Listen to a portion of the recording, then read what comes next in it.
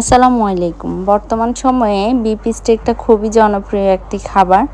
বাইরের কান্ট্রির খাবার হলেও বর্তমান সময়ে বাংলাদেশে বিভিন্ন রেস্টুরেন্টে অনেক দাম দিয়ে আমরা বিফ স্টেকটা খেয়ে থাকি।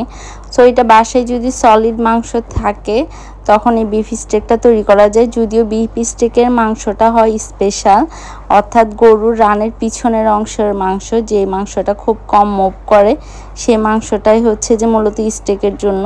সো বাসায় ওরকম একটা মাংস ছিল অনেক আগের, যদিও এটা কোরবানির অনেক আগের ভিডিও। সেই মাংসটাকে ওয়াশ করে ভালো করে টিস্যু দিয়ে পানি নিয়ে নিতে হবে, কোনো পানি থাকা যাবে না।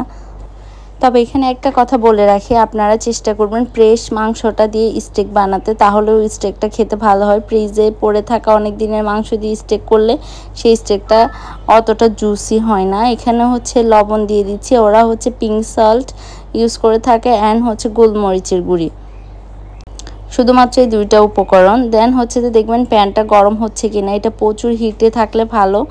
এরপর হচ্ছে মেরিনেট করে রাখা মাংসের টুকরোটা দিয়ে দিব। যখন এটাতে একটা সাউন্ড আসবে বুঝতে হবে যে আপনার প্যানটা অনেক বেশি গরম হয়েছে। আর একটু কুকিং অয়েল দিয়ে দিতে হবে ফার্স্টে। দেন হচ্ছে আমরা বাটার আর গার্লিকটা মিক্সড করব। কারো চাইলে রোজমেরি ওটা অ্যাড করতে পারেন, আমার বাসায় সেটা অ্যাভেলেবেল ছিল না, দেন আমি দিই না। বাটারটা একটু লাস্টে দিলে ভালো হয়, যে স্মেলটা আপনার অনেকক্ষণ ধরে থাকবে, অর্থাৎ যতক্ষণ আপনি খাচ্ছেন স্মেলটা পাবেন। আর রসুনটা একটু লাস্টে দেওয়া হচ্ছে যেন একটু কাঁচা থাকে, ওটা খেতে ভালো লাগে। খুব ইজিলি বিফ স্টেক বাসায় তৈরি করে নিতে পারবেন।